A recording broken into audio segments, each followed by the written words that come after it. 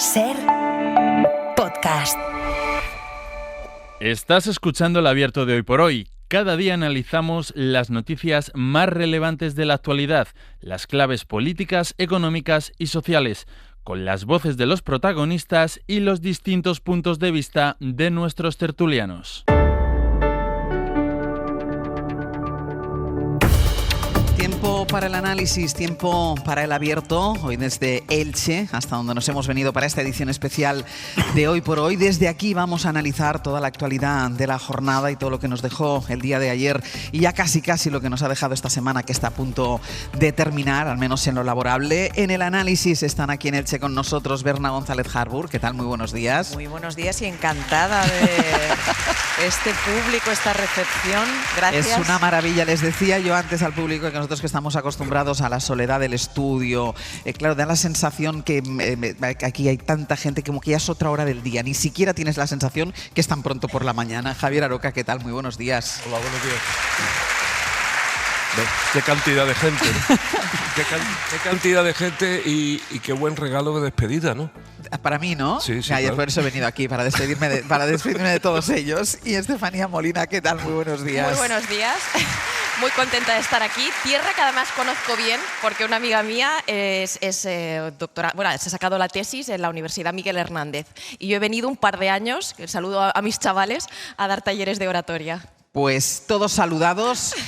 Vamos a continuar haciendo este programa durante mucho tiempo y así que vamos ya con la actualidad. Estamos muy pendientes de lo que está pasando en Barcelona porque empieza en nada la conferencia de presidentes. De hecho, estamos viendo imágenes que llegan a través de la televisión de los presidentes autonómicos llegando ya a ese Palacio de Pedralbes donde se va a reunir, donde va a haber esa reunión de los presidentes autonómicos. Pero antes quiero ir a Estados Unidos a contar lo que ha pasado allí porque hemos hablado durante mucho tiempo desde que Donald Trump ganó las elecciones de la amistad que se forjó entre Donald Trump y Elon Musk. Hemos visto escenas en este tiempo que pensábamos que no veríamos nunca, como Elon Musk compartiendo el despacho Oval de pie con su hijo, con Donald Trump, o Elon Musk, que no tiene ningún cargo en el gobierno de los Estados Unidos, estando presente en reuniones del gobierno de los Estados Unidos. Pero bueno, parece que se acabó esta amistad. Ayer todo saltó por los aires cuando Elon Musk acusó a su antiguo jefe / amigo, de estar en un listado de pedófilos y además ha pedido un juicio político contra él. Y todo empezó con las críticas de Elon Musk, que lleva cargando desde hace semanas contra la nueva ley fiscal de los republicanos, que es una norma que ha promulgado Donald Trump y que Elon Musk ha llegado a calificar de abominación asquerosa. Trump hasta ayer guardó silencio, no dijo nada ante estos ataques de Elon Musk, pero Pablo Morán, buenos días. Hola Ángeles, buenos días. Ayer habló y dijo que estaba muy decepcionado y sorprendido, aunque luego la escalada de este enfrentamiento de momento dialéctico fue aumentando en sus redes sociales y el republicano ha pedido ya que se revisen todos los contratos entre las empresas de Musk y su administración. Sí, hoy sabemos que del amor al odio hay exactamente 6 días. Elon Musk no se va y de hecho estará de vuelta pronto. Decía hace justo una semana Trump en el despacho Oval en una calurosísima despedida al multimillonario que dejaba su cargo de asesor especial de la administración, responsable de ese departamento de eficiencia. Una despedida, como digo, como queriendo despejar cualquier duda sobre la relación entre ambos. Claro, hay varios asuntos que les han distanciado, como por ejemplo el elegido para asumir la dirección de la Casa Blanca, pero lo que terminó por desatar esa lucha pública han sido las críticas de Elon Musk que vinieron después a la ley de gasto de Trump que se tramita en el Congreso norteamericano. Unas críticas que han ido a más, que iniciaba el propio Elon Musk en los últimos días, en las que ha llegado a decir, como señalabas, que esa norma, esa ley, que es uno de los pilares de este mandato de Trump, le parecía abominable. A esas críticas es a las que respondía ayer Donald Trump en el despacho Oval, con el canciller alemán Merz al lado. Una respuesta en la que dijo estar decepcionado con Elon Musk y negar que su apoyo, el apoyo de Elon Musk a su campaña electoral hubiera sido determinante para su victoria en las últimas elecciones de noviembre. Quizás eso, Ángels, fue lo que más dañó el ego de Elon Musk, que inició esa disputa pública en redes que durante horas ha acaparado la atención de Estados Unidos y del resto del mundo, más vinculando al presidente de Estados Unidos con los archivos de Epstein, pidiendo un impeachment contra él. Durante horas, como digo, esa ruptura ha eclipsado todo lo demás, incluso la deseadísima charla que el propio Trump tuvo con Xi Jinping ayer, y es que las consecuencias que puede tener para el segundo mandato del presidente norteamericano son potencialmente importantes, también para las empresas de Elon Musk, como hablábamos hace unos minutos. A ninguno de los dos les interesa ahondar más en este enfrentamiento, porque en números, Trump se juega, si no los ha perdido ya, $100 millones para su campaña en las elecciones de medio mandato. Elon Musk ve las pérdidas reflejadas en la bolsa. Las acciones de Tesla han caído un 14% y eso, traducido a millones de dólares, son 150.000 millones en valor bursátil. Se juega además los contratos públicos que ha amenazado Trump con romper precisamente con esa disputa, justo cuando la empresa trata de ganarse el futuro con la implantación de los robotaxis en Estados Unidos. Y más en el plano ideológico se desmorona la alianza que ambos representaban en la extrema derecha. El enfrentamiento con Elon Musk socava la posición de Trump, representa un desafío porque el propio multimillonario lanzó anoche en su red social una encuesta preguntando si había llegado el momento de formar un nuevo partido en Estados Unidos, y claro, el apoyo a la propuesta fue abrumador. En fin, a ninguno de los dos, como digo, Ángeles, le interesa ahondar más en este enfrentamiento y, de hecho, ya están interviniendo grandes poderes en Estados Unidos. La Casa Blanca se está moviendo para cerrar una llamada entre ambos hoy que inicie la reconciliación, y el gran inversor de Wall Street, Bill Ackman, ha pedido públicamente a los dos en un mensaje en redes que hagan las paces por el bien del país. Elon Musk le ha dado la razón. Y luego está, Pablo, ahora analizaremos la relación entre Musk y Trump, pero luego está ese nuevo revés judicial que se ha llevado Trump, porque un juez de los Estados Unidos le da la razón a la Universidad de Harvard y bloquea esa medida que prohibía la admisión de estudiantes extranjeros. Exacto, es la puntilla que le faltaba a Trump para culminar esta semana horrible para él. Y siguen siendo los jueces los que frenan efectivamente sus decisiones. En este caso es un tribunal federal de Massachusetts quien ha suspendido temporalmente la aplicación de esa polémica orden de Donald Trump que prohibía la entrada a Estados Unidos de estudiantes y profesionales extranjeros vinculados a la Universidad de Harvard. Los jueces han considerado que eso representaba para esa institución académica un daño inmediato irreparable, y además lo hace cuestionando la base legal, una vez más, en la que se escuda Donald Trump para justificar sus políticas, que es una causa de emergencia nacional, como está pasando también con los aranceles. Así que ese tribunal de Massachusetts ha aceptado la demanda presentada por la Universidad de Harvard y de momento deja en suspenso ese polémico veto a la entrada de estudiantes y profesionales del exterior a la Universidad de Harvard. Pablo, gracias. A ti, hasta luego. Pues vamos con ello, porque hemos visto, tomó posesión Donald Trump en la Casa Blanca a finales del 20 y pico de enero, estamos ya al mes de junio, y en todo este tiempo ha tenido tiempo Donald Trump de romper el tablero geopolítico, el tablero económico, de amenazar al mundo entero, de no solucionar las dos guerras que él dijo que arreglaría enseguida, pero es que ahora, después de haber destrozado, podemos decir, el mundo, ahora se están destrozando entre ellos, esos dos personajes que parecían unidos hasta la muerte, al menos así lo vivimos en la campaña y después, una vez ya con la victoria de Donald Trump, y ahora se están, Berna, despellejando vivos. Sí, despellejando. Era una ruptura cantada totalmente, ¿no? Quiero decir que eran dos egos, era imposible que esa pelea de gallos acabara bien. Lo que está viendo, lo que estamos contemplando en directo de forma descarnada es cómo esto se trataba de intereses, no de valores. Es decir, Trump llegó y la ultraderecha llega cargada de supuestos valores, o sea, nos quieren hacer trasladar palabras como libertad, como América para los americanos, Make America Great Again, es decir, nos nublan la vista con los valores cuando no tenemos que despistarnos, son los intereses personales propios de sus empresas, de ellos. Y entonces, ¿por qué estaba Elon Musk ahí? Por sus intereses. Ahora está perdiendo mucho dinero, pero antes de la toma de posesión, en otoño, cuando se sumó a la campaña y aupó tanto a Trump y donó tanto dinero, su capitalización bursátil de sus empresas crecieron en cientos de miles de millones. Luego los ha empezado a perder, porque claro, ha hecho tanto el ridículo. Recordemos aquella exhibición de Teslas en la Casa Blanca, que convirtió la Casa Blanca en un concesionario. Entonces salta ahora este volao, ¿no? Se trata de intereses de estos dos señores, y el pueblo, los que por desgracia desde mi punto de vista lo han votado, pues van a verse absolutamente marginados de este gran combate entre titanes en donde se está jugando mucho dinero, muchos intereses y, ojo, mucha información. ¿Por qué sabe Elon Musk que Trump está en la lista de Epstein? Recordemos que la lista, lo ha recordado Pablo Morán, que la lista de Epstein es la de los pederastas que acudían a esta red de tráfico sexual de menores. ¿Cómo sabe Musk eso? Una lista que no es pública.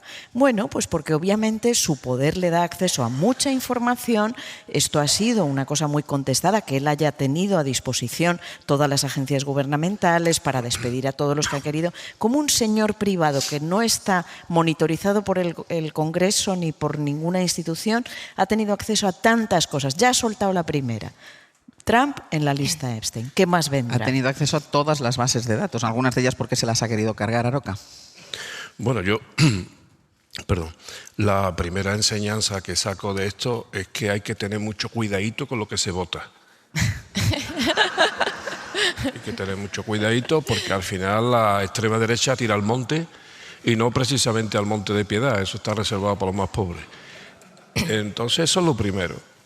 Segundo, bueno, yo no soy adivino, pero algo de esto me esperaba, porque como ha dicho mi compañera, aquí había más una conjunción de intereses que no una conjunción política en favor del pueblo norteamericano y singularmente sus trabajadores. Por tanto, yo creo que es una buena advertencia, una viñeta de luz que se nos abre sobre todo a los que vivimos a este lado del océano, del Atlántico, y nos vemos amenazados también por el advenimiento continuo de la extrema derecha y de sus palmeros, ¿no? Yo creo que hoy los palmeros europeos y singularmente los españoles que tanto han celebrado y festejado la llegada de Trump, me refiero por ejemplo a Esperanza Aguirre, Isabel Díaz Ayuso, a Feijóo, a Abascal. Bueno, seguramente hoy no estarán dispuestos a dar mucho la cara después del espectáculo tan lamentable que están dando esta gente y que me parece mucho algunas de las cosas que están ocurriendo en España, ¿no? En España hay una guerra de filtraciones, yo creo que propiciada fundamentalmente por la extrema derecha, aunque sea la extrema derecha empresarial. Y lo que está pasando en Estados Unidos es pariente de lo que está pasando en España, ¿no? Es también una mezcla de filtraciones, de mal juego y que no tiene nada que ver con la política. Este capitalismo salvaje que lo que pretende en realidad, como se está viendo en Estados Unidos, es sobrevolar las urnas porque la democracia les molesta. Porque ¿cómo van a pensar ellos que el voto nuestro, de todos los que estamos aquí sentados, vale lo mismo que el voto de ellos que son multimillonarios? Y por último, la gran paradoja de todo esto es además política, porque ayer escuché, creo que lo habéis dicho, que Elon Musk, que no es norteamericano, por cierto, ha pedido la destitución, ni más ni menos que de Donald Trump y que se le habla un impeachment y que lo suceda inmediatamente Vance, es decir, su vicepresidente. Por tanto, esto no es solamente una peleilla, no, están jugando a cartas mayores. Y otra cosa que es una gran paradoja de la extrema derecha. Steve Bannon, que es el ideólogo de la extrema derecha, que por cierto saltó a Europa y ha sido el padre ideológico y probablemente también financiero de algunos de los líderes de la extrema derecha española y europea, ha pedido que lo deporten. ¿Os suena eso?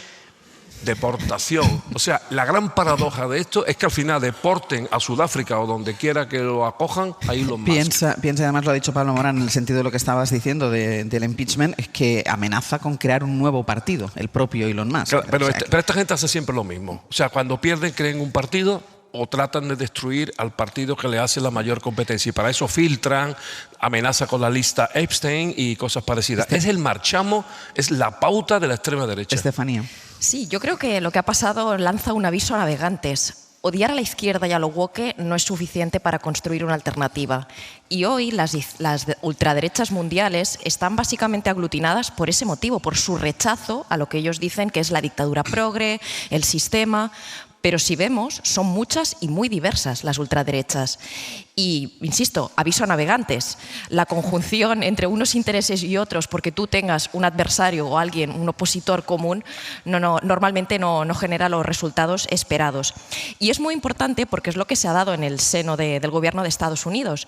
Teníamos una facción, vamos a decir, ultraliberal, que eran los tecnobros, los de Silicon Valley, los señores de las grandes tecnológicas, y luego teníamos a Trump que representa al MAGA, que es esa base social del nacionalista americano, lo que se dice los rednecks, las personas que trabajan en el cinturón de óxido, esa América desindustrializada, de un sustrato también cultural muy distinto. Por tanto, vemos los grandes intereses del capital con lo que era ese populismo al que había apelado Trump todo este tiempo, y en un ejemplo muy claro se veía, ya se intuía la desgracia, y era la cuestión de la inmigración.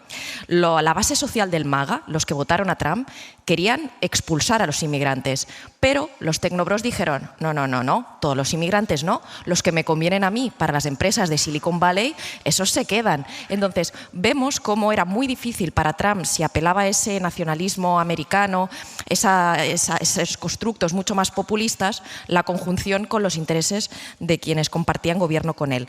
Y luego Elon Musk ha sido, yo creo, letal para mucha parte de la administración. Para que nos hagamos una idea, se enviaban cartas a funcionarios, se enviaban emails para escrutarles y preguntarles, oiga, ¿usted qué ha hecho en su jornada laboral esta semana? Y muchos jefes de unidad le decían a sus funcionarios, es que usted no tiene que responder ante este señor Elon Musk porque no es nadie. Y continuamente veíamos como esta estrategia también de amedrentamiento, de vamos a echar a estos, vamos a echar lo otro, cuando realmente esto de adelgazar la administración, este plan, el Doge, al que estaba al frente Elon Musk, era puro populismo. Hay datos de que aunque hubiesen echado a todos los funcionarios federales, no hubiese sido ni un 7% del gasto. Entonces, vemos esas incongruencias. Y luego también creo que aquí hay una cuestión muy importante, y es que estamos viendo cómo la justicia está parando los pies. Está parando los pies con el tema de la Universidad de Harvard, está parando los pies con las... lo intenta. Porque lo intentó con los aranceles y yo creo que ahí no le salió bien. Pero fíjate que hay algo que está haciendo muy grave la administración americana, y es con el tema de las deportaciones, intentan que vaya mucho más rápido que la capacidad que la justicia tiene de dictar sentencia. Pero por lo menos queda ahí esa esperanza de que hay algún contrapoder todavía. Bueno, un contrapodercito muy minúsculo, porque Trump sigue a lo suyo y va buscando otros vericuetos y la justicia va por detrás, y la verdad están hasta hundiendo a bufetes de abogados que participen en las causas contra Trump. Yo creo que no podemos sobreestimar el poder de estos jueces, que creíamos mayor y que no lo es. Yo quería destacar también otro elemento más trivial, y es el aspecto este de audiencias que genera Trump, que gobierna como si fuera una serie de televisión de Netflix, ¿no? Entonces, el pobre Merz, o sea, todo esto estalló ayer cuando estaba en la Casa Blanca con Merz, el nuevo canciller alemán, en el despacho Oval, en el despacho Oval, y el pobre se había entrenado por si acaso había sorpresas, por si le humillaba. Ya hemos visto cómo ha humillado a Zelensky, al surafricano le puso ahí unos vídeos falsos sobre el genocidio de los blancos, y entonces Merz iba ahí todo temeroso, y de repente estalló, y el nuevo capítulo de esta serie nos llevó al enfrentamiento con Musk, y el otro ahí de comida de piedra. En fin, es una trivialidad la de este gobernante. Pero trivialidad con consecuencias muy graves. Aroca, déjame que te des la palabra, a la vuelta voy contigo. Pausa y seguimos.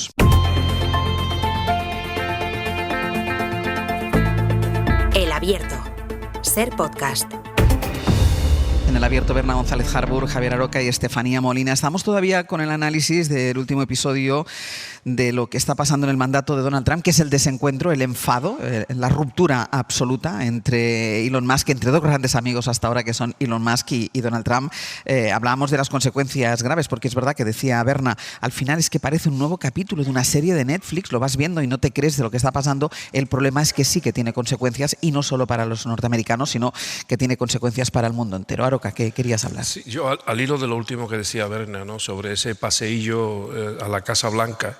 Bueno, ese es el riesgo que tiene también un tirano como este, ¿no?, que trivialice todo y lo convierta todo en un espectáculo televisivo o cinematográfico en el que no deberíamos de caer, y en donde, por cierto, la prensa debería echar una mano. ¿Por qué digo esto? Porque este señor ya advirtió que todo el mundo tendría que pasar por la Casa Blanca, incluso dejó a decir de manera muy ordinaria a besarle el culo. Eso fue literalmente lo que dijo, sí, ¿no? Sí, sí. O sea, entonces, eso es muy grave, hasta tal punto que hubo un tiempo en que todos los presidentes del mundo occidental anhelaban ir a la Casa Blanca, y ahora lo temen que un día los llame y tengan que ir allí y le hagan una jugarreta. Pero en eso los medios de comunicación tendrían que tener un papel más determinante. ¿Por qué digo esto? Porque, por ejemplo, cuando recibió al presidente de Sudáfrica, al que se ha referido también ante Berna, la gente resaltó las humillaciones intencionadas del señor Trump, pero nadie resaltó el repaso de dignidad que le dio este señor presidente al propio Trump. Había más interés en resaltar lo escatológico que pasó allí y no el repaso político que le dio a este señor. En otro orden de cosas, yo sí creo que las instituciones democráticas de Estados Unidos pueden derrotar al tirano. Lo pueden derrotar porque, primero, el Poder Judicial allí es cosa muy seria, tanto el estatal como el federal. Segundo, porque su sistema, el sistema federal, hace que haya unos contrapesos importantes en determinados estados. Podríamos hablar, por ejemplo, del estado de California, que ya le han puesto varias querellas, varias demandas a su propio gobernador, es decir, el presidente de aquel estado.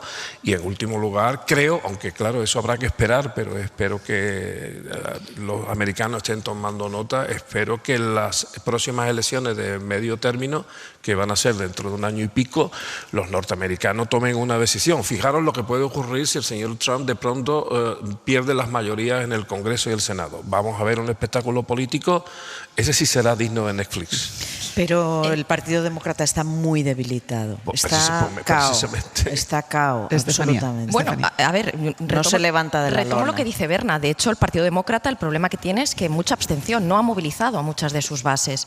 Pero retomando se ha derechizado. lo que decíamos antes, Elon Musk, yo no sé cómo va a acabar este matrimonio. Yo creo que a lo mejor al final se reconcilian, porque como decía el compañero que informaba, Les afecta, les perjudica a los dos. Exactamente, y de hecho las empresas de Silicon Valley son conscientes ahora mismo y han introducido cambios en sus políticas porque ven que esto de lo woke ya no gusta a la gente. Antes eran los primeros en ponerse pues el pin de la bandera LGTBI, las causas feministas, etcétera, incluir cuotas de minorías racializadas en sus empresas, y ahora todo esto lo han metido al cajón porque saben que ya no vende. Y eso también ha sido parte de la ola que ha capitalizado Donald Trump. Y Elon Musk es alguien importante y muy útil. Controla la red social prácticamente más influyente a nivel político del mundo. Él ha tenido capacidad de hacerle campaña a Trump y a quien él quiera. En algunos casos le ha salido mal, por suerte, como con AfD en Alemania, pero él tiene capacidad de montarle la campaña a quien él quiera. O sea, todo lo que nosotros vemos a través de los algoritmos también está influido por eso. Y yo decía también lo de aviso a navegantes, porque parte de la implosión que ha habido en Vox en los últimos tiempos ha tenido que ver con eso, esa ruptura entre el llamado sector liberal, que ha ido saliendo, y el sector llamado más falangista, este que quiere hacer como una especie de ultraderecha social, para que nos entendamos. Eso ha pasado, y en la propia Unión Europea también las derechas están muy divididas, las ultraderechas. Por eso yo insistía en que esta idea del enemigo común no siempre te lleva a los resultados esperados. Hoy tenemos AfD en Alemania, nostálgicos del pasado. Luego también tenemos ultraderechas un poco más proeuropeas al estilo de Meloni. Luego tenemos ultraderechas más en el grupo de Putin, de los aliados de Putin. Y luego tenemos ultraderechas con un tinte mucho más social o con un tinte mucho más ultraliberal. Entonces, creo que estamos en un momento donde creemos que viene una ola muy, muy fuerte, tal vez por un momento nos arrase, pero luego entre ellos es probable que nos acaben poniendo de acuerdo. Déjame, porque a la vuelta de publicidad vamos a hablar de lo que se va a hablar en unos minutos en esa conferencia de presidentes que está a punto de empezar, pero me voy a ir a Barcelona. Sara Selva, buenos días. ¿Qué tal, Ángels? Buenos días. Porque ya han llegado todos los presidentes autonómicos, los ministros, está prácticamente todo el mundo ya en el lugar donde se va a celebrar esta conferencia. Sí, están todos en fila ya para saludar al rey y al presidente del gobierno. Están todos los presidentes autonómicos, los miembros del gobierno.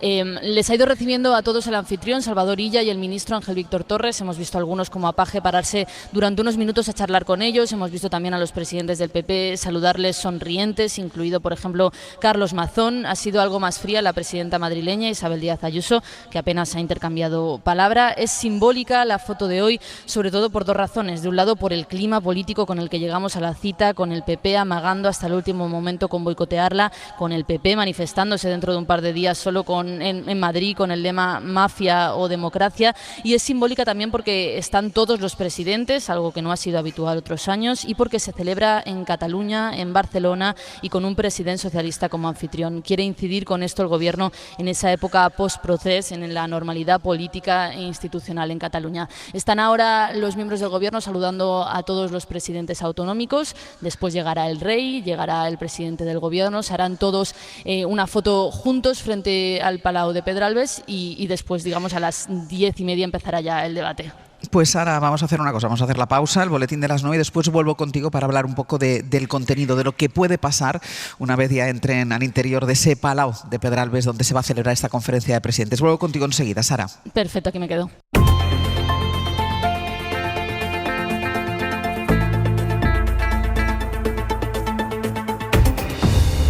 Alberto Berna, González Harbour, Javier Aroca y Estefanía Molina. Vamos a volver a Barcelona porque planteaba Sastre a las 9 en el boletín a ver si esto se va a quedar solo en una fotografía. Vamos a ver qué es lo que pasa dentro de la sala donde se reúnan todos los presidentes autonómicos con el gobierno, porque sobre la mesa tienen un orden del día amplísimo, porque el gobierno ha incluido en el orden del día que planteaban ellos de entrada todas esas peticiones, solicitudes que quería hacer el Partido Popular, bajo la amenaza además de si no se incluían esas condiciones o esos puntos del orden del día, no asistirían a esa conferencia de presidentes.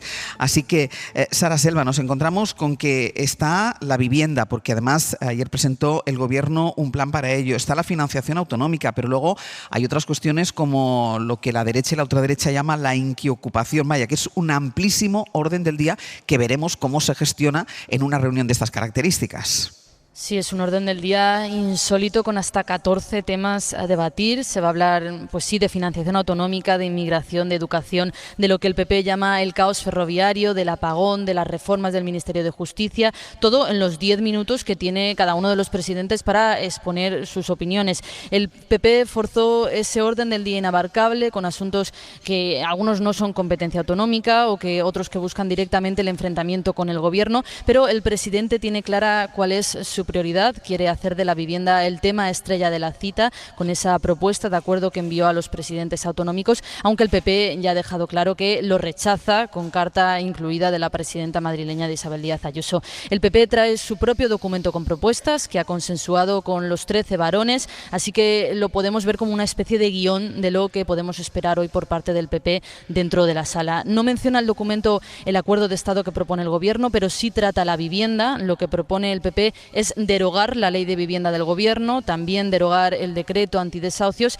y rebajar el IVA al 4%. Hay propuestas ya conocidas, como la apuesta por la prolongación de la vida de las nucleares, que ya sabemos que el gobierno rechaza, y exige también el PP que el gobierno financie, por ejemplo, el 50% de la educación infantil de 0 a 3 años. El gobierno viene recordando estas semanas que este es un foro de diálogo, de debate, pero en cualquier caso es improbable que hoy el día termine con un acuerdo. Ya se han hecho los presidentes autonómicos y el resto de autoridades la foto de familia y en breve pues empezará oficialmente la conferencia de presidentes. Sara, gracias. Hasta luego, gracias. David Junquera, buenos días. Hola, buenos días. Recordábamos ahora ese amago del Partido Popular de no asistir a esta conferencia, a esta cumbre, si no se incluían en el orden del día todos esos puntos que finalmente se iban a estar presentes, y además se encuentra el Partido Popular, David, en la tesitura de que hoy está en esta cumbre sobre el papel intentando llegar a acuerdos, pero el domingo tiene convocada una manifestación contra el gobierno con el que se reúne hoy.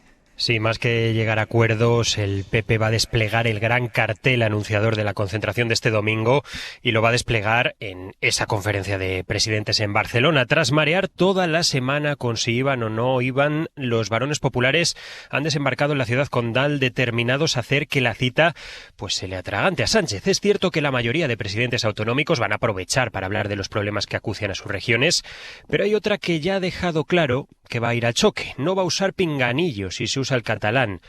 Si alguien lo hace, se marchará, dice Ayuso. Hablará claro y denunciará la mafia, dice su entorno. Y precisamente mafia o democracia es el lema de la manifestación dominical sin siglas, auspiciada por Génova y vendida hasta la extenuación por Alberto Núñez Feijóo. Si ves con indignación y con estupor todo esto, si sientes vergüenza ajena, y si crees que todo esto no te representa, no te quedes quieto.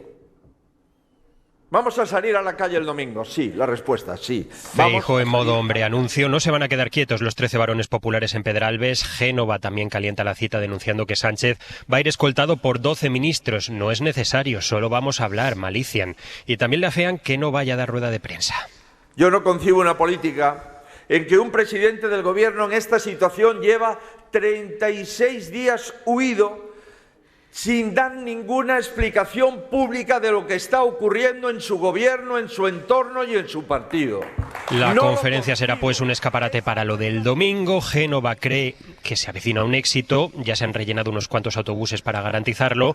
Lo único que les quita el sueño es el efecto desmovilizador de Abascal y Vox y los 36 grados que se prevén este fin de semana en Madrid. Muchísimas gracias, Junquera.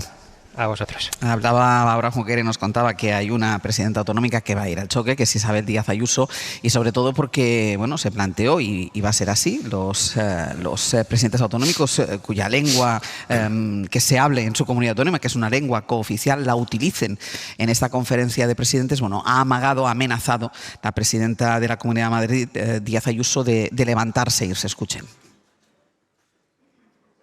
Vamos a ver si podemos escuchar.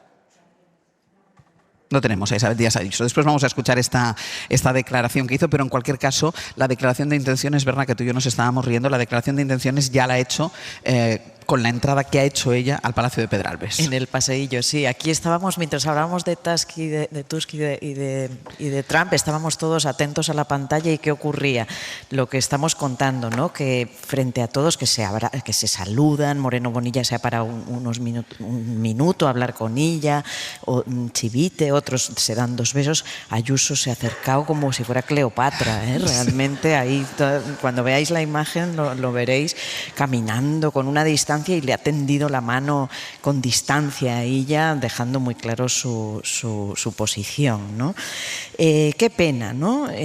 Quiero decir que a mí me gusta ver la exhibición de relaciones institucionales, porque esto es un país basado en el Estado de Derecho, en las instituciones, y esa es la forma que tenemos de construir nuestra democracia. Pero ¿qué vamos a ver?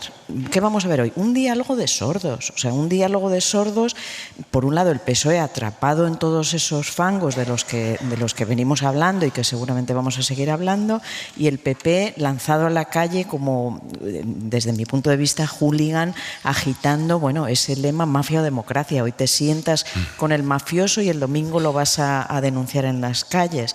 Feijóo habla de 36 días de Pedro Sánchez huido de la prensa.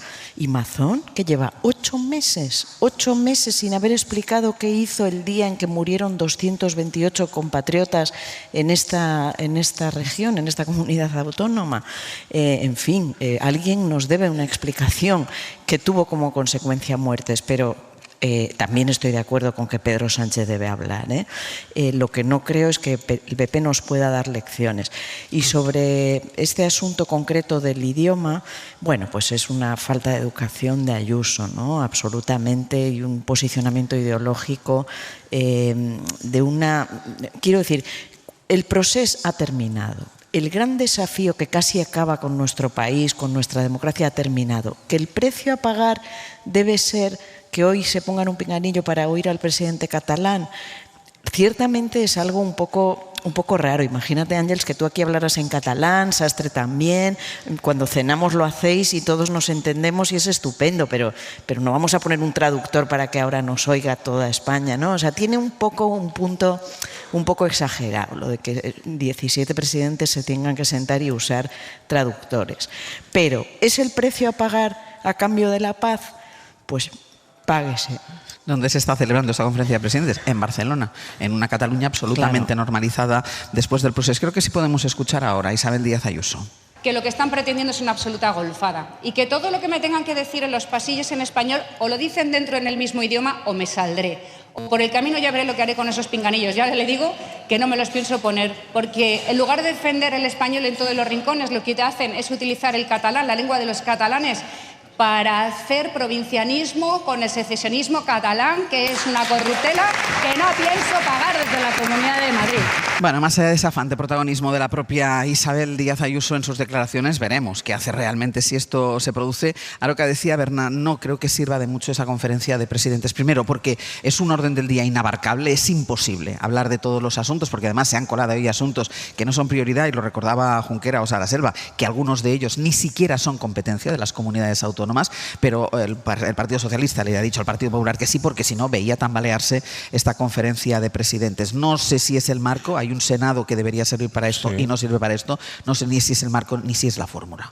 Bueno, todo eso no lo podríamos cuestionar. Yo creo que los dos partidos más importantes y que se definen como constitucionalistas y de Estado deberían de plantearse de una vez la reforma del Senado para convertirlo en una Cámara territorial, como dice la Constitución, por cierto, donde cupiera una conferencia de presidentes casi permanente y que tuviera reglas y que no pudiera ser vapuleada, como lo ha sido por el Partido Popular, en un ejercicio cínico de gamberrismo institucional, ¿no?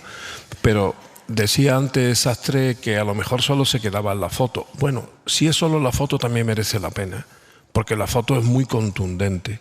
La foto es una foto de intenciones y una foto de talante, y donde vamos a poder observar el talante de cada uno, ¿no? Y además es una foto que va a necesitar una dosis importante de bicarbonato para mucha gente que hace la política cotidianamente en este país. Esta foto va a dar ardentía, como se dice en mi tierra, a mucha gente. Acidez. Bueno, como somos multilingües. Pero como no hay pinganillo, he pensado, voy a traducirlo porque no hay pinganillo. Porque igual Berna no lo ha entendido. Cuando yo hablo andaluz, una catalana, pues me dobla. La España plural. La España plural. Y después, hombre, fijaros si es importante la conferencia desde el punto de vista simbólico, que vamos a ver por primera vez en muchísimo tiempo a Isabel Díaz Ayuso sin pinganillo. Eso también es muy importante. Por lo demás, yo creo que simbólicamente es muy importante. Yo no me imagino en tiempos pasados ni al señor Rajoy ni a la señora Soraya Sáez de Santamaría, que por cierto era la gobernadora de Cataluña en virtud del artículo 155, ni me imagino al señor Zoido, eximio ministro del Interior, ni me imagino a ninguno de los miembros de aquel gobierno pudiendo visitar ni siquiera Cataluña. E incluso el rey, que tenía serias dificultades de ser convocado y de ir por razones propias a Cataluña. Yo creo que esta conferencia está dando una imagen de normalidad, digamos de bienestar institucional que hay que leer, al menos yo la leo así desde ese punto de vista. Y no solamente por eso, sino porque implica además que dentro de ese ámbito de la normalidad, que todos ustedes no están viendo en la televisión, nosotros sí, pues lo pueden ver en casa, observen como desde el punto de vista del ritual y del respeto institucional, todo el mundo saluda al anfitrión. Y el anfitrión es el señor Illa, Salvador Illa. Salvador Illa, el líder del Partido Socialista que ha ganado las elecciones democráticas en Cataluña y que por tanto cuenta con el apoyo democrático de los catalanes mayoritariamente. Y, por cierto, como diría el señor García Paje, a pesar de que gobierna en España Pedro Sánchez, que por lo visto no lo ha perjudicado en nada a Illa para que gane las elecciones en Cataluña. Por Estefanía. Sí, yo creo que nacía prácticamente muerta esta conferencia de presidentes si es que se pretendía llegar a algún acuerdo por todo lo que estamos diciendo, porque el PP tiene este domingo su manifestación, porque el orden del día es imposible que se pueda llegar aquí a ningún acuerdo. Espera, Estefanía, que me voy a ir a publicidad y así podrás después desarrollar argumento.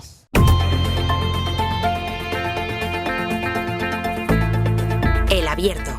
Ser podcast. En el Abierto, Berna González Harburg, Javier Aroca y Estefanía Molina, a la que le voy a dar la palabra. Estamos hablando de la conferencia de presidentes, hablamos de la posibilidad o de la imposibilidad de llegar a algún tipo de acuerdo, por el contexto además en el que se produce, ya no solo por ese amplísimo orden del día que tiene, pero destacaban aquí tanto Berna como Aroca también la importancia de la fotografía, por quién está en esa fotografía y dónde se produce esa fotografía, Estefanía. Y de hecho, yo creo que si no hubiese estado presidida la conferencia por el rey de España, seguramente el PP hubiese plantado al gobierno. O sea, vemos también la importancia a veces de las instituciones y de las figuras simbólicas. El PP no se podía permitir, ellos que se consideran un partido de Estado, ellos que se consideran el partido garante de la unidad de España, pues plantar a nuestro rey de España. Así que se deja ahí esa importancia. Pero yo veo que esto no iba a llegar a ningún acuerdo, aunque creo que para Pedro Sánchez sí era importante, porque al final hoy sabemos que el electorado de izquierdas está muy preocupado por la cuestión de la vivienda, mientras que el de derechas está más preocupado por la cuestión de la inmigración, según el CIS, según los sondeos. Y de hecho a mí esto me ha recordado un poco lo que pretendía, creo, Pedro Sánchez, era poner encima de la mesa el tema de la vivienda para tal vez, si el PP se avenía a algún acuerdo, aunque era bastante difícil. Esto ya lo hizo Rajoy, si os acordáis, en una conferencia de presidentes que montó cuando el Partido Socialista estaba descabezado, se produjeron aquella salida de Pedro Sánchez y estaba gobernado por una gestora, pues en aquel momento presentó una serie de pactos sociales para que las comunidades del PSOE hicieran palanca y aquello saliera adelante en el Congreso. Y algunos de aquellos acuerdos salieron. Y si esto hubiese salido, hubiese sido un movimiento interesante porque hubiese forzado al PP a decir, bueno, a lo mejor hasta el PP te puede aprobar algunos presupuestos, a lo mejor hasta el PP tiene la necesidad de que esa financiación llegue a sus comunidades para remar con el tema de la vivienda. Entonces, a veces creemos, ¿no?, que no hay mecanismos dentro del ordenamiento y del juego político en España, y hay muchísimos. Si tú logras convencer a las comunidades del otro partido de que te voten algo, a lo mejor necesitas que te voten también incluso unos presupuestos. Sabemos que esto no va a pasar, no va a salir, y de hecho creo que estamos un poco, y tristemente, ¿no?, hay que reivindicarlo, en la repartición de culpas de por qué no se soluciona la cuestión de la vivienda en este país, porque para la izquierda es importante, pero la gente de derechas obviamente también necesita un techo y cubrirlo, y estamos aquí, bueno, la culpa es tuya, tú no me aplicas la ley de la vivienda, es que tú no quieres este acuerdo. Y esto no puede ser el motivo por el cual no se solucione este tema. Y también creo que esto que dice el PP, hay una parte de razón en lo de la ley de vivienda. Sabemos que en Cataluña, donde hoy se está celebrando esta conferencia, ha tenido malos resultados la aplicación de los topes. Se ha ido mucho alquiler a alquiler de temporada, por lo cual pisos turísticos, gente que está menos de un año viviendo allí. Entonces, hay cosas que también hay que corregir, pero esto ya son estadios infinitos, porque vemos que no hay esa voluntad de llegar a acuerdo. Aroca, ¿qué sí, yo siguiendo con ese símil que hemos hecho de fotografía y de retratarse, yo creo que aunque no se llegue a ningún acuerdo, los partícipes en esta conferencia se van a retratar. Y yo creo que el ejemplo de la vivienda vale mucho, ¿no? Primero hay que recordar por enésima vez que a pesar de los discursos frecuentes, que la vivienda no es solamente un problema que pueda resolver el gobierno central, sino es una competencia compartida. Es decir, que cualquier cosa que pase, por ejemplo, en esta comunidad autónoma en la que estamos, dependerá del gobierno de Madrid, pero también del gobierno de aquí. O sea, tiene que haber una conestación de intereses como en cualquier otra comunidad autónoma. Por tanto, es corresponsabilidad de los dos. Pero en este caso el gobierno ha presentado una propuesta que puede ser discutida y discutible, pero ha presentado una propuesta, en mi opinión, muy valiosa.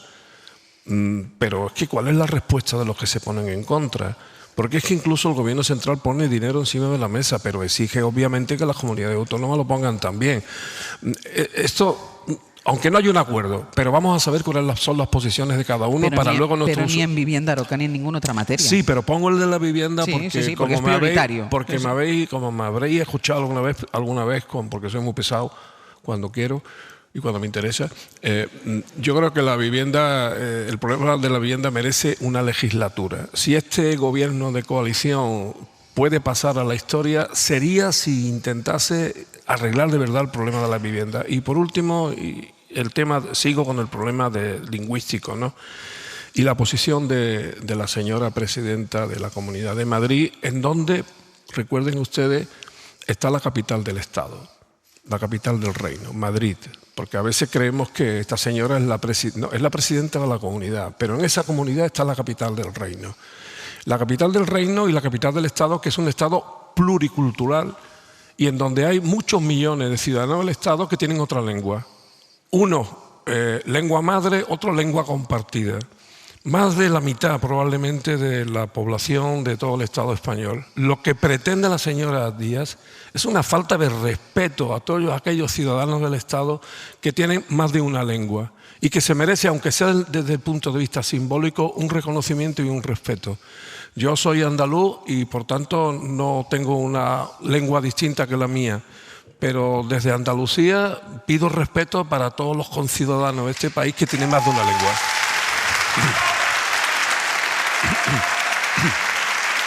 Estefanía. Me sumo clarísimamente a lo que decía Aroca, porque al final es la normalidad del día a día. Y lo estaba comentando antes Berna. O sea, en este equipo también los hay que hablamos en catalán, otros que no lo conocen, pero lo gestionamos con normalidad, ¿no? Nadie se siente ofendido ni impedido, y si hay algo que no entiende, pues se le dice, mira, estamos diciendo esto. Entonces, y esto es la normalidad de lo que pasa en España. O sea, en España mi familia es andaluza, yo soy catalana. Entonces, y no ha habido nunca ningún problema. Yo creo que ha habido una voluntad de crear un conflicto político por quienes quieren que la convivencia sea invivible a ambos lados.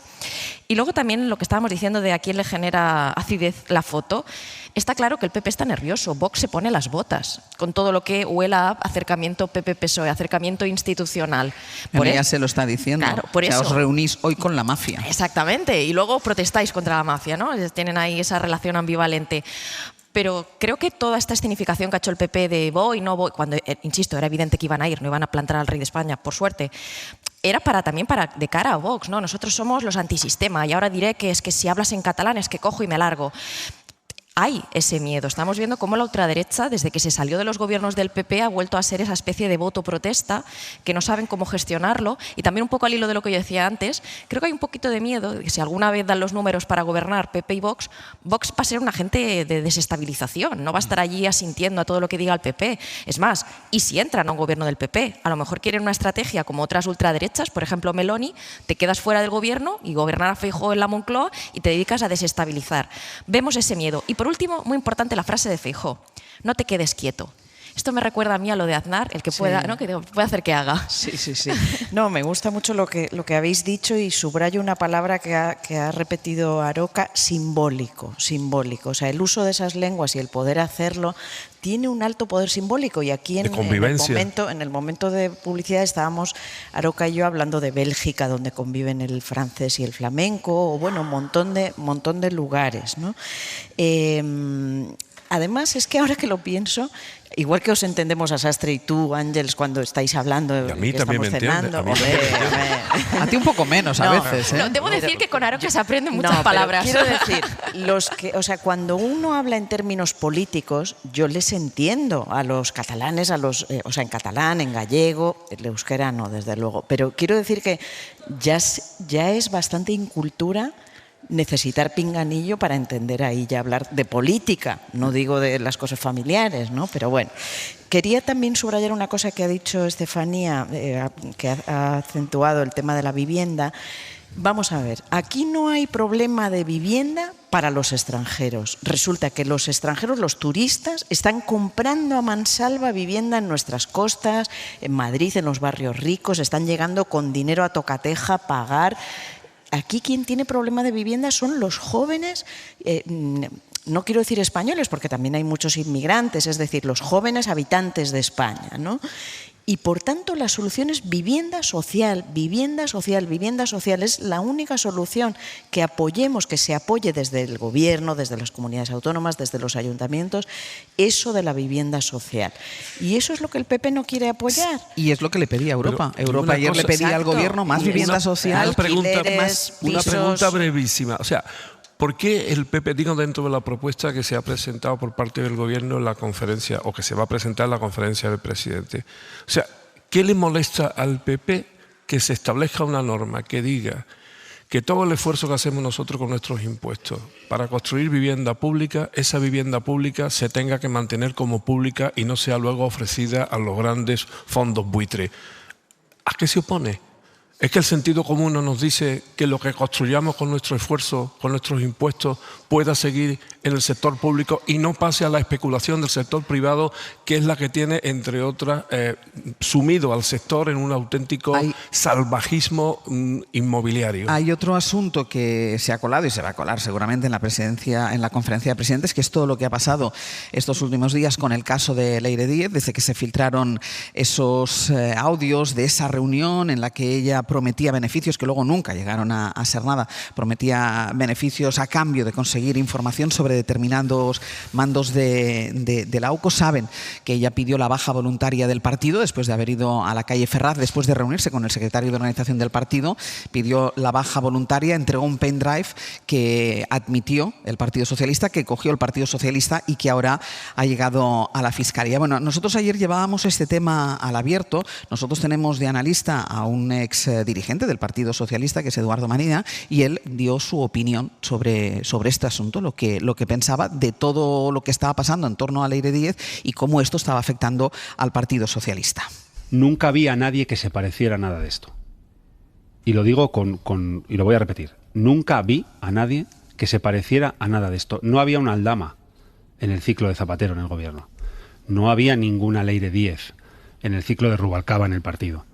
Yo todo mi tiempo que tuve visibilidad, porque estuve en la dirección, en Ferraz, en la dirección del grupo, fui diputado, en fin, me presenté a unas primarias, mucha gente lo sabe, yo todo esto no lo vi. Estas eran algunas de las palabras que pronunció Eduardo Madina ayer, y de esta reflexión, bueno, ante esta reflexión salió un ministro del Gobierno que sale con mucha rapidez a tuitear cosas, es Óscar Puente, y puso un tuit que decía: el que faltaba del cuarteto de los resentidos, haciendo referencia a Eduardo Madina, que no ganaría hoy en el partido ni una asamblea en su pueblo. Ni una vez se os ha visto salir a defender a vuestro partido del acoso diario de la derecha. Ana Fernández Vila, buenos días. ¿Qué tal, Ángeles? Buenos días. ¿Cómo ven en el PSOE esta respuesta de Óscar Puente? ¿Y qué dicen en el Partido Socialista, que ha mantenido silencio hasta ahora, sobre todo el caso Leire Díez, y que en cambio ayer se encuentran con que un ministro sí habla de lo que opina un militante socialista y exdirigente socialista? Pues la mayoría de dirigentes con los que hemos hablado, Ángel, se desmarca de las formas del ministro. Hay quien admite que se ha pasado de frenada, pero lo cierto es que hay muchos que sí nos reconocen que comparten el fondo de la queja de Óscar Puente y aseguran que la reflexión de Madina no ha sentado bien en el PSOE. Lo que nos dicen muchos es que echan en falta más empatía por parte de figuras como Madina, que jugaron un papel relevante en su momento, aunque ahora estén alejados de la primera línea. Señalan que no estaría mal que saliera de vez en cuando a defender al gobierno, dicen, frente a la ofensiva ultra, y hacen extensivo este reproche a otros exdirigentes socialistas ya retirados. De hecho, hay dirigentes que aplauden al ministro Óscar Puente por decir lo que piensa todo el PSOE. Aseguran que esos a los que el ministro llama resentidos critican a Sánchez, dicen, por el rencor que todavía guardan de los procesos internos en los que se enfrentaron sin éxito al expresidente. Eso sí, también hay otras fuentes que creen que no se puede comparar a Madina con otras voces críticas como Paje o Lambán. Creen que si hay alguien que se ha ganado su derecho a opinar es él, por lo que ha tenido que enfrentar como político vasco en la lucha contra ETA, y consideran que, aunque no les guste su reflexión sobre Leire Díez, no le ha faltado el respeto a nadie. Eso sí, en lo que coinciden todos, en Ferraz y en Moncloa, es en que Óscar Puente habla en nombre propio, habla por él, nos dicen, pero la mayoría sí comparten su malestar ante los que dicen le hacen el juego a la derecha. Ana, gracias. A vosotros. Mira, dejadme que escuchemos con más extensión, que era lo que yo había pedido. No nos hemos entendido con mis compañeros de Madrid, porque al margen de situar los nombres de Aldama y de Leire, es decir, no había Aldamas y Leires en el entorno del Partido Socialista en otro momento de la historia de este partido, la reflexión de Eduardo fue más larga. Yo quisiera que escucharan este fragmento. Yo creo que los socialistas que yo conozco no van por la vida ofreciendo pactos a personas corruptas con la Fiscalía, no van amenazando a miembros de la Guardia Civil que están investigando casos de corrupción, no van juntándose en callejones oscuros de este país con personas encausadas. ¿Quién decidió que este tipo de perfiles podían ocupar puestos en instituciones públicas? ¿Quién decidió que este tipo de personas podían ocupar altos puestos directivos en empresas públicas? ¿De dónde han salido este tipo de perfiles? ¿De qué zonas oscuras de la realidad de este país? ¿Y qué le ha pasado al Partido Socialista para que alguien como esta señora vaya allí con el carné de yo soy militante del PSOE y soy periodista, porque se puede ser periodista y se puede ser socialista? Así que me preocupa la tardanza en dar explicaciones, pero me preocupa todo el tiempo en el que nadie explicó nada, y esta señora operó con licencia para insultar, con licencia para denigrar, con licencia para desprestigiar y con licencia para hablar en nombre de la Fiscalía contra la Guardia Civil, contra las fuerzas y cuerpos de seguridad del Estado, contra jueces, contra juezas, contra fiscales. ¿Qué ha pasado aquí? ¿Quién ha decidido que este tipo de perfiles como el de Leire Díez ocuparan un papel? ¿Quién decidió que perfiles como el de Koldo jugaran el papel que jugaron en algunos ministerios? ¿Qué le ha pasado a la política? Hay un partido en el gobierno que yo conozco bien, que es el PSOE, porque es el mío, y que yo cuando estuve en política activa recorrí muchos años, 13 años como diputado, 8 en la dirección del PSOE, con un presidente, el presidente Zapatero, y un secretario general, Alfredo Pérez Rubalcaba. Nunca vi a nadie que se pareciera a nada de esto. Y lo digo y lo voy a repetir, nunca vi a nadie que se pareciera a nada de esto. No había una Aldama en el ciclo de Zapatero en el gobierno. No había ninguna Leire Díez en el ciclo de Rubalcaba en el partido. Cuidado con un ejercicio de generalización, porque el problema está situado donde está. Y repito la pregunta de la primera intervención. ¿Quién ha decidido que este tipo de perfiles como el de Leire Díez ocuparan un papel? Lo dije hace unos cuantos hoy por hoy. ¿Quién decidió que perfiles como el de Koldo jugaran el papel que jugaron en algunos ministerios? Y ponen acento también, Eduardo, en una cosa que dice, me preocupa la tardanza del partido en dar explicaciones. El Partido Socialista no ha dado ninguna explicación porque se ha desvinculado de Leire Díez. De hecho, como ella ya se ha dado de baja, hablan de ella como una ex militante, considera el partido que el caso está cerrado. No dio ninguna explicación antes de esa reunión de ella con el secretario de organización del partido en Ferraz, pero es que después de ese bochornoso espectáculo al que asistimos atónitos el otro día con esa comparecencia de Leire Díaz, con esa interrupción de Víctor de Aldama, tampoco el Partido Socialista cree, bueno, y después de haber estado Leire Díez en Ferraz, haber dejado un pendrive, después de que el Partido Socialista se lo haya cogido y ahora lo lleva a la Fiscalía, el Partido Socialista considera que no tiene que decir nada. Berna. Bueno, el Partido Socialista no lo explica. Y si no lo explica, vamos a pensar que no lo explica porque si lo explicara sería todo mucho peor, si explicara la verdad. Es decir, el silencio que provoca que pensemos lo peor, lo que estamos viendo. Entonces, vamos a ver, Eduardo Madina, y no porque sea nuestro compañero, merece todo el respeto en su doble ámbito, como antiguo líder socialista o dirigente socialista que sufrió un atentado que representa la dignidad, lo mejor del PSOE, lo mejor del PSOE frente a ETA, frente a cualquier batalla que se haya librado en este país. Él representa un PSOE limpio de corrupción y limpio de cualquier sospecha. Como tal, ya merece respeto. Pero aquí está como opinador. Y, por tanto, merece otro tipo de respeto, el respeto a su opinión libre, crítica e independiente. Es decir, ¿quiere el Gobierno que las personas vinculadas al PSOE estén aquí para defender al PSOE? Perdone usted, aquí venimos llamados por Ángels Barceló, como en la televisión española, como en otros foros a los que podemos ir, solo en nombre de nuestras ideas y principios y de nuestro espíritu crítico. Qué poco favor haríamos a la democracia y al pensamiento de este país si viniéramos con los argumentarios de los partidos y estuviéramos aquí para defender un partido al que podemos estar vinculados o no. Edu Madina lo está, pero deja muy claro siempre que aquí está como opinador independiente. Y tenemos al ministro Óscar Puente que le señala, verbo feísimo, le señala para afearle que no esté defendiendo al partido. Me parece que el Gobierno y el PSOE están entrando en una confusión y en una pérdida de sentido de realidad muy grave, muy grave. Lo hemos visto en anteriores gobiernos, cuando ya llevan mucho tiempo en la Moncloa, cuando empiezan a acosarles sus propios errores y, por finalizar, repito, confusión, pérdida de sentido de la realidad y un silencio que solo arroja sospechas sobre su silencio. Estefanía.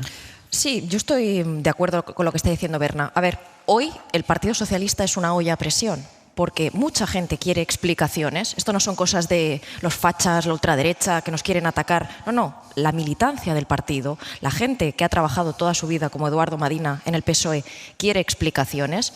Y ya solo faltaría que cuando alguien que tiene altavoz puede decirlo, se le intente silenciar, se le intente, ¿no?, como cállese usted que está diciendo, además con unas formas un poco toscas. Esto yo creo que es un error, pero explica una realidad que ha pasado orgánicamente dentro del PSOE. Cuando Pedro Sánchez ganó las primarias en el año 17, bajo aquella idea de todo el poder a la militancia, se laminaron los cuadros, la capacidad de los mecanismos intermedios. El Comité Federal perdió mucho poder, que es donde hay representados mayormente varones, pero también otros cuadros del partido, y todo el poder a la militancia. Por tanto, hoy tenemos un partido socialista, y sí, hay que decirlo, mucho más cesarista, donde la gente que a lo mejor querría ir allí a expresarse, ya no tiene mecanismos para que realmente se canalicen. Es decir, tú puedes ir allí, puedes decir lo que quieras, pero ya no tiene consecuencias. Quiero recordar que la principal diferencia es que hubo un comité federal que pudo echar a Pedro Sánchez. Digamos que si la gente estuviera muy enfadada antes, los varones lo pudieron haber echado, y hoy ya no. Si hoy los varones, por ejemplo, Lambán, Paje, otras personas, quieren tomar acciones contra su líder porque se considera que algo no se está haciendo bien, ya no se puede.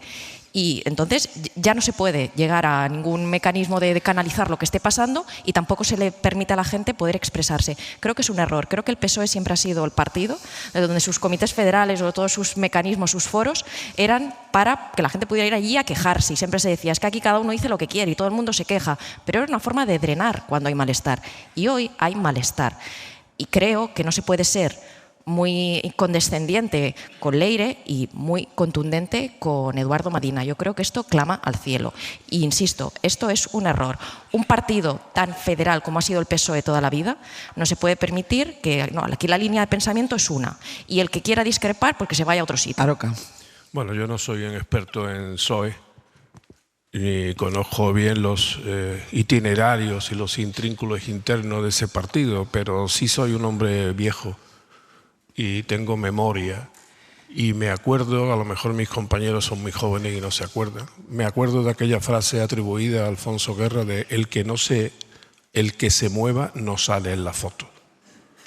Es decir, el PSOE tiene su historia y una historia pública que hemos observado. Parece que de pronto ahora el PSOE es como un partido angelical que no tiene historia. No, tiene historia y alguna muy complicada. Yo primero lamento la tuitocracia en general, pero lamento en este caso el gesto de un ministro que es muy difícil, no se pueden tener dos gorras. Ahora eres ministro y ahora no soy ministro. Y evidentemente este ministro, pues muy locuaz y en mi opinión negativamente en reiteradas ocasiones a la hora de expresarse en tuit y más contra un compañero que no es un compañero cualquiera, sino un compañero que ha tenido un papel y una reputación importante dentro del Partido Socialista. Yo, por supuesto, no puedo hacer otra cosa que declararme solidario y partidario de la libertad de expresión de mi compañero Madina. Eso le voy a quitar lo de señor, no porque no lo sea, sino porque es mi compañero. Pero sí digo una cosa, en el PSOE se están observando casos gravísimos de deslealtad dentro del partido.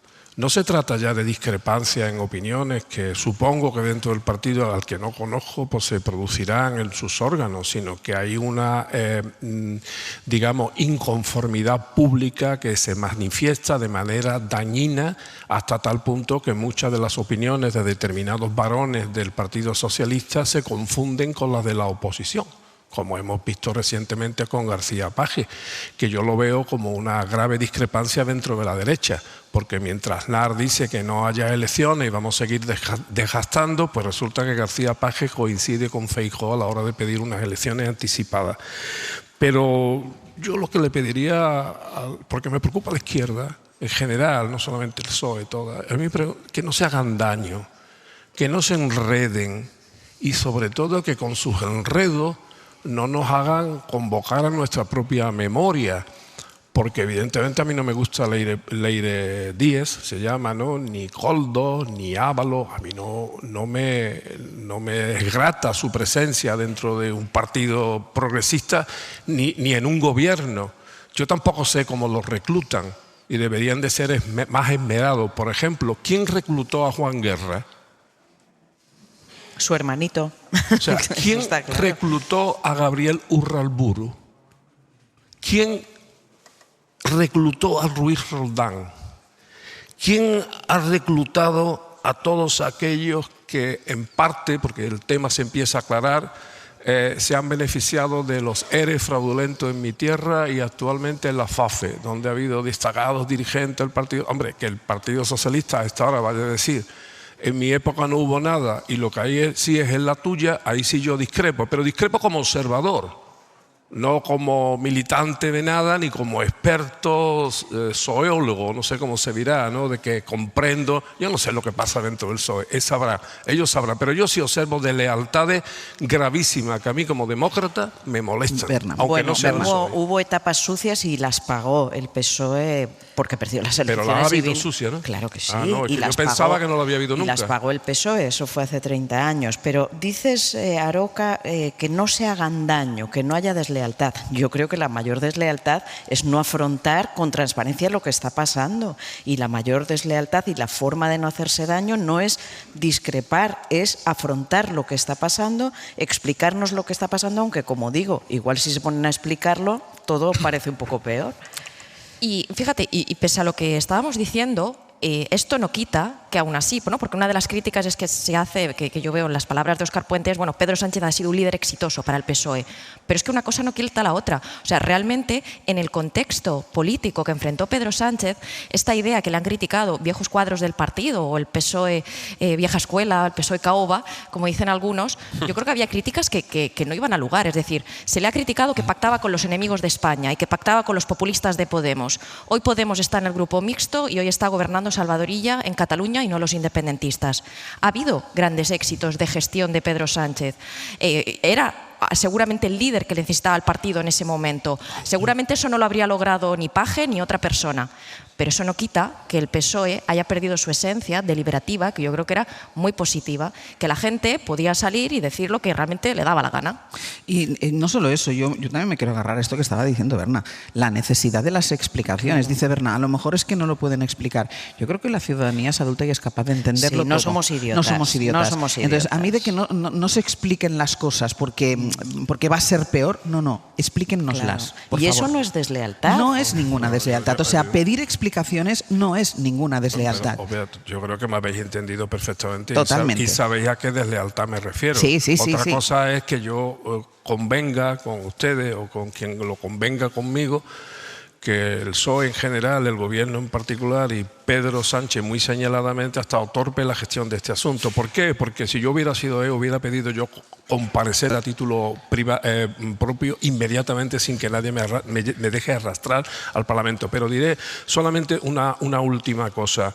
Hombre, se dice, no, es que Pedro Sánchez lo está haciendo mal. Bueno, sería otro debate, pero vamos a suponer que ahora en este momento, cuando lleva varios años, ya lo está haciendo mal y por tanto se merece la crítica, cosa que forma parte también de lo que yo entiendo la democracia y el espíritu crítico.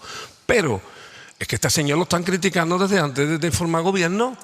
Sus mismos compañeros, si es que no es un problema que se haya equivocado en la ley de la vivienda, en la ley Mordaza, no, es que antes incluso de formar gobierno, los mismos desleales ya estaban criticándolo. Y por cierto, el primer gobierno, creo recordar, y si no alguien me corregirá, yo aceptaré la corrección con muchísimo gusto, el primero que pactó con Podemos para formar un gobierno fue García Paje.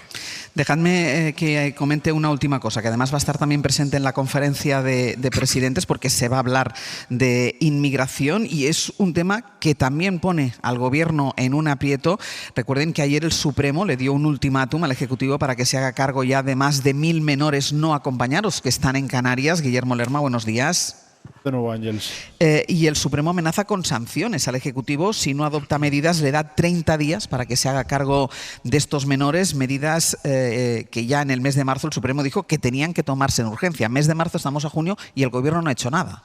Sí, lo que constata el Supremo es que 2 meses después el Gobierno central ni se ha implicado eficazmente para cumplir con los requerimientos anteriores ni ha adoptado medidas para evitar la masificación de ese sistema de acogida. El auto, como decías, es muy duro con el Ejecutivo, da un plazo de 30 días al Gobierno para que dote a las oficinas administrativas del material y del personal suficiente para que ese millar de menores no acompañados que han solicitado asilo y que están en Canarias puedan hacerlo, puedan acceder a ese derecho a la protección internacional. Si no lo hace, se reserva el Supremo la posibilidad de imponer sanciones. El Ejecutivo asegura que está analizando esa resolución para cumplir con los plazos y con las medidas que exige el Tribunal. Los 2 ministerios competentes, Interior y Migraciones, han mostrado ya de hecho su intención de reunirse a la mayor brevedad posible con Canarias, pero lo cierto es que desde dentro del Gobierno el ala de Sumar, por ejemplo, reconoce que no se ha hecho todo lo que se debiera. Sira Rego es la ministra de Infancia. Es imprescindible, evidentemente, que desde el Gobierno cumplamos con la parte que nos corresponde y en esto tenemos que ser absolutamente exigentes con nosotros mismos también y cumplir con cada cosa que requiere el auto. También es importante la colaboración entre administraciones públicas que viene señalada en el propio auto. Como saben, una parte de lo que tiene que ver con el auto depende del Ministerio de Inclusión y del Ministerio del Interior. En la Moncloa, a pesar de la contundencia del auto, reivindican las medidas que se han adoptado hasta ahora. Recuerdan que en 2024 ya se habilitó, por ejemplo, un sistema preferencial de citas para tramitar las solicitudes de asilo, o también recurren a ese decreto que reformó el artículo 35 de la Ley de Extranjería, pero nada de eso sirve para el Supremo, que dice en ese auto que el Gobierno no ha hecho lo suficiente, no ha adoptado medidas para evitar la masificación de ese sistema de acogida. Guille, gracias. Hasta luego. Hasta luego.